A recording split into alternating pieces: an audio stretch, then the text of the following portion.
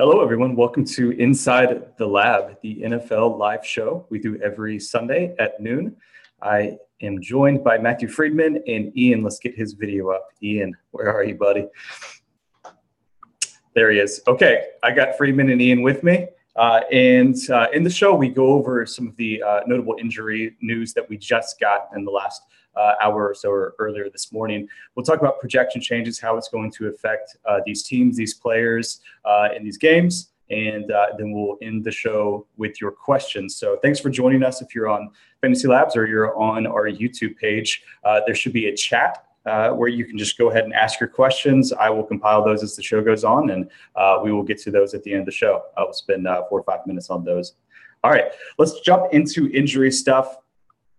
Ian, let me share my screen here, and then we can talk through some of these teams here. Let's start with Tennessee. The most probably notable injury of the slate is Marcus Mariota out, Matt Castle starting. What are your thoughts on how it sort of changes the outlook of this game and the Titans' offense as a whole?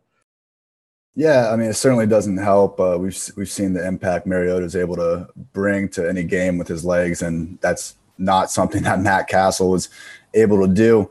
So I think we've seen kind of the ceiling Matt Castle holds on a weekly basis throughout his career. It's definitely a downgrade for Rishard Matthews and Eric Decker, even without Corey Davis in there.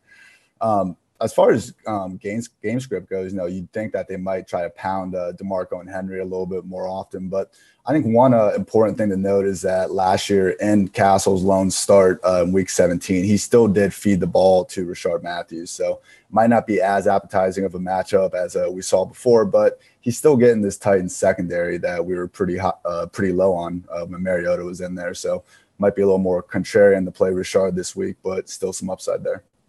So, Freeman, I wrote an article yesterday talking about funnel defenses, and Miami was one of the strongest ones this year. And with Mariota out, so that they're a strong funnel defense toward the pass game. Tennessee, we know, likes to run. They like to be at least somewhat balanced with Mariota. But yeah, so Miami very strong against the run, not so great against the pass. What do you think it's going to do? Like, do you think they're going to try to attack the Dolphins still with Castle through their weak spot, which is their secondary? Or do you think they'll just go run heavy, even though the Dolphins are really good in that regard? Yeah, and I think part of the things that are in your article, and you kind of mentioned this, is that Vegas stuff hasn't been taken into account. And so what we've seen with the Dolphins so far is that at least the last 2 games, they have provided very run-happy game script to their opponents just because they haven't been able to score any points. One thing that we've seen with Mariota being out is that the line has moved towards the Dolphins. So at this point, the Dolphins are now home favorites. So I think that might encourage the Titans to have to throw the ball a little bit more. But I think they still want to be a run-heavy team just because that is their identity. At the same time, I think we have a little more reason to be higher on Ajayi than we have been up to this point. A home favorite. The Dolphins, for them, success looks like running the ball. So it's something to be aware of right now. Cool. Let me get back to the dashboard page. I was just looking at the lines, the updated lines for this game on our Vegas dashboard. Let's go to matchups again. Let's jump over to a really confusing injury situation. Paul Perkins out, and we're getting maybe conflicting reports on who is exactly going to start and be the dominant running back in this backfield for the Giants. What are your thoughts here, Ian? What's going on with the news in the backfield? Yeah, it's been kind of all over the place this morning. It seems like basically what everyone's settled on is that Wayne Gallman and Orleans Darkwa are going to end up splitting the reps. We're still going to see plenty of Shane Vereen. He's their passing down back. But in this matchup, Chargers haven't been able to stop the run this year. Definitely looking like Gallman and Darkwa are going to be the 2 guys trying to accomplish that. It's some have said Darkwa's – it looks like he was listed as a starting running back, so maybe he'll get the first crack. But McAdoo even said this week that kind of regardless of their roles going into the game, they're going to try to ride the hot hand. Can anyone on the Giants actually get a hot hand running the football? We'll see, but it seems to be a committee. Yeah, Peter Jennings, aka CSU Ram 88 on Twitter just before our show tweeted out that this seems like a trap situation with the Giants, putting out multiple reports about Gallman's the guy. All right, no, just kidding. Dark was the guy. Freeman, I mean, obviously we're not touching these guys in cash, but yeah, I guess what are your thoughts on if you're going to take some GPP shots, which guy would it be on, and even how much do you want? Is there even that much upside here if they're only going to get, what's their max carries here? I don't know. I mean, so here's the thing. I don't think Vereen is really going to even get all that much action because in the last 3 games, he's had 30.4% of the snaps and then under 30 in the other 2. So I don't think he's really going to get much action. Gallman, one thing that he does have in his favor is that he has 3 down potential. He is a pretty competent receiving back. He showed that at Clemson. So if one of these guys is able to catch the hot hand and is able to do something for the entirety of the game and be out there, I think it's going to be Gallman instead of Darkwa. We've seen what Darkwa is. We haven't really seen what Gallman is. So I would tend to go with him in that scenario. Having said that, I'm not going with any of these guys in any scenario. That's fair. I will say that Gallman at least got the red zone carries. He got the carries inside the 10-yard line last week. And if you're going to take a guy in the GPP that is in, probably not going to get that many carries. You need like multi-TD upside, and he's at least going to get those opportunities if they get close. So, he would be the guy for me as well. Let's jump over to Philadelphia. Let's talk about the Eagles. Wendell Smallwood is confirmed out in. What are your thoughts on LeGarrette Blount 4-2? Really nice game last week.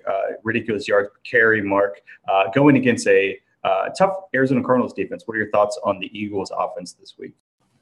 Yeah, I mean, we've seen this Cardinals run defense actually show up pretty well this season, despite their secondary usually getting most of the praise. But yeah, I think the bigger story here is, we have Smallwood out, and they really didn't do anything to replace him. Kenyon Barner could end up seeing a few more pass down snaps, but like they haven't used him at all this year, and they seem pretty content with Blount and Clement as their 2 backs. It's been interesting to see them. I mean, Blount should never be confused with their receiving back, but in Philly, he's been used at least a little bit in that capacity compared to his days in New England. So, like you said, with that cheaper price tag, not a beautiful run matchup, but this has about as good a chance of us getting 3 downs from Blount as we're going to see all season, especially considering Smallwood, led the team in snaps last week. So there's a lot of extra downs to go around. Yeah, Blount versus like Gallman and Darkwa is interesting. Similar low price points. I guess the difference for me is that like Blount, we've seen these big games, and we also know that the Eagles would also go run heavy. I'm skeptical the Giants would go run heavy. Freeman, what are your thoughts on the Eagles this week? Yeah, Blount is now interesting. I looked at the models before this, and I think right now he's at the top of the CSU Ram 88 DraftKings model. And in part, it's because we're projecting him for more touches. In the 3 games in which the Eagles have won and they've had some run flowing game script, he's averaged 15 touches per game. They're big home favorites. I think I don't know. I think we can probably expect him to get around anywhere from like 15 to 20 touches. That seems reasonable. And I think a goal line opportunity is probably likely. So I like him as a cheaper guy. Yeah, 15 to 20 touches at 4.2 on DK is pretty tough to pass on. So, I guess you'll have to make some decisions in cash game lineups with some of these cheaper guys this week. But 4.2 LeGarrette Blount's now definitely in play if you want to go that route. All right, let's keep on moving, guys. Let's go to the Green Bay Packers playing in this juicy game. Not many juicy games in this slate, so definitely a situation we want to spend a couple minutes on. Ian, what's going on with some of the receivers here for Green Bay? Yeah, so from a receiver front, we got Davante Adams expected to play. Seems amazing. It's 10 days ago that he spent the night in the hospital, but he's out there. And one of the things that we kind of found this week was that we haven't seen Cobb and Nelson have any negative production when Davante's in the lineup. On the contrary, they've actually been better with Davante out there. It makes sense. This Packers offense with Rodgers, give him more weapons, and they're going to be more effective as a whole. Other big spot in this game to keep an eye on is that running back. Ty Montgomery is doubtful, probably not going to play through those broken ribs. And we thought Jamal Williams was kind of set up to be that next guy, but found out this morning from Rap Sheet that it's actually been Aaron Jones taking most of the first team snaps this week. So he's not as cheap as we probably would like to see from a third string running back kind of getting thrust in. But it looks like right now Aaron Jones is kind of has the potential to be that leader in the backfield. Yeah, DK definitely priced him up because of this game with a 52.5 over under. So 51, and then Williams is at 5K even. Definitely more expensive than some of the cheaper running backs we just talked about in New York and in Philadelphia. Freeman, what are your thoughts? Do you have any stands on the running back position? I mean, obviously a juicy game that really anyone is at least worth thinking about here. Yeah, Jones is interesting. He's a guy that we actually profiled this week in our 3 breakout players piece. Jones was a pretty competent receiver in college, an all-around workhorse back. So if there is one of these guys who has the potential to come in and really get the majority of the work, it's going to be Jones. Right now, we're expecting them to split the load with a slight lean towards Jones, but he does have the potential to steal all the work. In terms of the passing game, I agree with Ian. I think the return of Adams doesn't really hurt Jordy Nelson and Cobb all that much from a fantasy perspective. And I think obviously it gives a little bit of a boost to Rodgers. Right now, Cobb is the guy that we're perhaps the most bullish on just relative to the market. So his receiving prop, for instance, is 57.5 for yards. And we are pretty significantly leaning towards the over on that. Cool. All right, let's get to the last major injury thing that we need to talk about in the Seattle Seahawks. And Ian, I mean, this is just the week of the confusing backfields. You know, it's confusing really with a lot of these teams. And we got another one here, pro-size Chris Carson out, and then apparently Eddie Lacy back in the starting running back role. What are your thoughts about the Seahawks this week? Yeah, I mean, we saw Lacy get scratched earlier in the year, and now he's there. He's still going to be there starting running back. I would be hesitant to take that as gospel. I'm not sure that Lacy's going to go out there and just completely put Rawls on the bench. Earlier this week, people thought Pete Carroll was kind of hinting Rawls would be the guy. So Lacy being that starter is our latest news, and we're expecting him to go out there first. But remember, I mean, this is still a pretty tough matchup with a horrendous Seattle line taking on a pretty talented Rams front 7 on the road. And also, neither Lacy or Rawls are going to see any of the pass down work. That should go to JT McKissick. We saw how well he did last week, and without Precise there again, it's hard to see either Rawls or Lacy kind of being on the field much for passing downs. But all 3 of those guys should get a decent amount of work, kind of similar to like we were saying, Packers situation. It wouldn't be shocking if one of them starts playing well and kind of takes the rest of the snaps. Yeah, and Carroll's done that before where he doesn't mind riding the hot hand at times. Freeman, what are your thoughts on this situation? Yeah, I think it's pretty much up in the air between Rawls and Lacy. We're leaning towards Lacy in terms of the carries, and as Ian said, McKissick is going to be basically the pro size function as the receiving back. Like pro size, McKissick was actually a wide receiver in college, and actually a pretty good and productive wide receiver. So there is some serious potential with him there. Right now, they are road dogs. It is a close game in terms of the Vegas implied totals, but yeah, there could be some upside with McKissick. But on the whole, I think it's probably a situation to avoid. Fair enough. All right. Well, let's get to some of our user questions. We're getting a lot about like ownership on this Dallas Green Bay stack. So let's jump back into this one. Just talk a little bit about it. Freeman, I'll kick right back to you on this one. Then Ian, I'll get your thoughts. So I think the question is, if you want a game stack, if you want to like take advantage of at least a little bit of lower ownership, where do you think that's going to be? Do you think the field is going to go more like Dak, Dez, roll it back with Jordy, or do you think they're going to go Rodgers, Jordy, roll it back with Dez? Oh, I think people are probably going to be a little bit more on the Packers side of this, just because there are so many receiving options. And Dak isn't like a 4-touchdown passing type of guy, but Rodgers is. He has that upside any opportunity. I think one place where you could maybe get some reduced ownership is by going with Martellus Bennett as a receiving option instead of Cobb or instead of Adams. So you still have some touchdown upside there, and he's still getting a lot of targets, but he's not going to come with nearly as high ownership. Any thoughts on this game? Like maybe where you want to find some lower ownership if you're going to game stack it, like the Packers versus Cowboys side, starting with that as your core. Yeah, it's interesting. We have so many options on the Packers side, and then with the Cowboys, we basically have Dez, by far the highest projected wide receiver on our model. But with that, the way their offense has been, it's just really hard to even consider anyone else. Bryce Butler and Terrence Williams are basically canceling each other out, even though all signs have pointed towards Butler being the better player. We haven't seen Cole Beasley go over 50 yards receiving in a game in ages, and he's not the guy that's going to stretch you down the field anyway. So I think maybe it's stacking quarterback and running back. I know isn't usually everyone's favorite thing to do, but with the amount Ezekiel Elliott's been involved in the passing game this year, I think that's an option if you want to get away from the Dak and Dez stack. Yeah. One more thing to mention here. I think it could be viable to stack with Witten and also with Bennett. I think a lot of people probably won't be doing that in this game, but Witten is the second receiver on that team right now with 20% market share.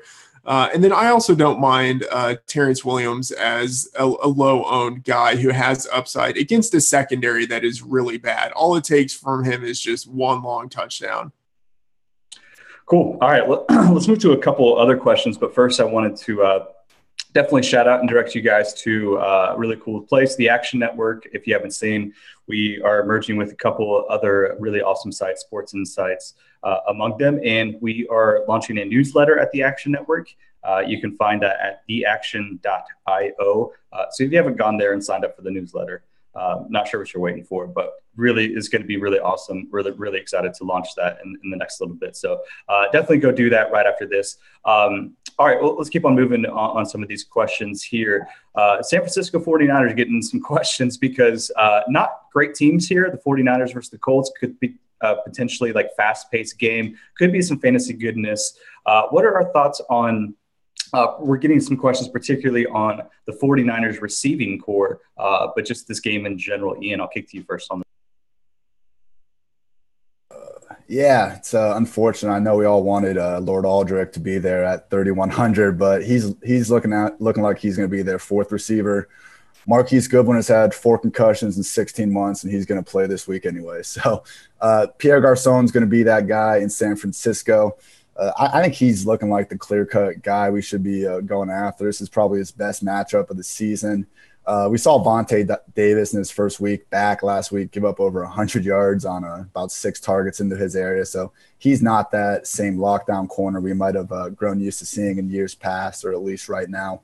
But, yeah, I mean, it's Hoyer, but it's this Colts secondary. Most big plays allowed in the league and most points allowed. So Marquise Goodwin and Trent Taylor might not feel great, but the potential is definitely there.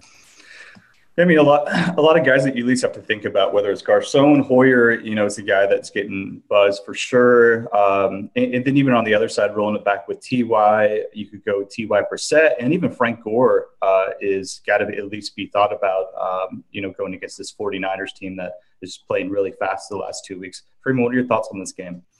So a couple of things. One, in addition to the guys you mentioned, Kittle is actually an option, and it sounds sickening to say that, but the Colts really aren't all that good against tight ends, and Kittle is an athletic guy up there with the athleticism of some of the other rookies in that class.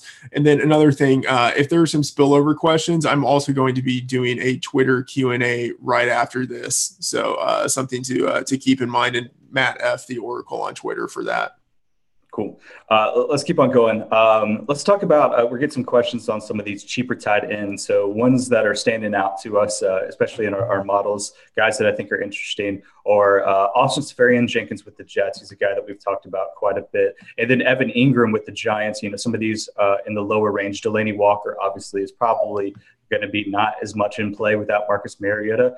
Ian, what are your thoughts on some of these cheaper wide receivers, specifically with the New York teams? Yeah, I think you hit the nail on the head with those two guys. Evan Ingram and Austin Seferian-Jenkins are basically offering that number 2 or number 3 receiver on their team for a cheap tight end price. ASJ especially just has that. He's had the tools his whole career. He's just kind of had some off the field stuff. that's prevented him from putting a bunch of games together. But this is his third start of the season. Will Tye got cut earlier this week, so Jets are all in on ASJ, and he gets a Browns defense that we absolutely love to target tight ends against. So I'm definitely a team ASJ this week, and the guy's been sober for a year, and let's see if it can all come together for him. ASJ, yeah, he's really interesting. I really am pretty high on Evan Ingram this week as well. Especially, if Odell Beckham's going to get shadow coverage from Casey Hayward. We know that the running back situation isn't exactly clear in New York, and they want to be pass heavy on a week-to-week basis. So Evan Ingram is he the number 2 receiver right now in New York, Friedman? It's going that way. In terms of the last 4 weeks, not quite in terms of target share, but it is going in that direction. One thing to keep in mind, ASJ and Evan Ingram, right now we've updated our ownership projections. We are expecting them to be among the highest owned tight ends, in part because we are expecting them to be productive and they are cheap. One guy who has some potential as a producer who is cheap, going to the other side of that matchup, I hate to say this, granddaddy runner Antonio Gates going against the Giants. They are the worst team in the league right now against tight ends. They've allowed 5 touchdowns in 4 games.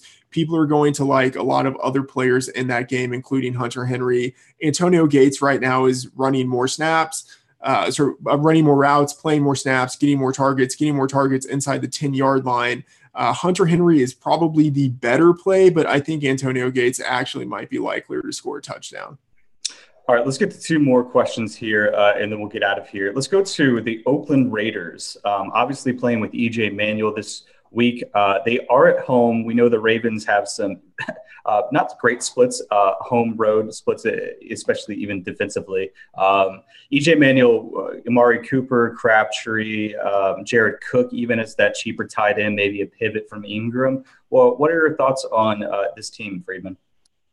So right now, in part, it's because the Ravens are missing a pretty important defensive tackle. They can be run against pretty heavily. The Raiders are at home as favorites. I would expect to see Marshawn Lynch get some run, and then the other 2 backs in that backfield, and with it not to be a very pass-heavy game, especially because you have EJ Manuel. If you are going to go with the pass catchers, I think Jared Cook is an interesting guy there, and then I guess you can have some Amari Cooper because at some point it will happen, but don't get too much because it's not a great spot. Yeah, it's Pete might be tilted yet again this week. All right, last question, Ian. I'll kick to you on this one. Let's go to this Pittsburgh game here. This is the biggest spread of the main slate here at 7.5 right now. The Jaguars facing the Steelers. We know that the Jaguars are very much a strong funnel defense toward the running game. So no surprise, Le'Veon Bell is just the absolute chalk. Even at 9.5, you got to jam him into your cash game lineup. I think an interesting question is, how are the Jaguars going to attack the Steelers defense, who is also susceptible to the run?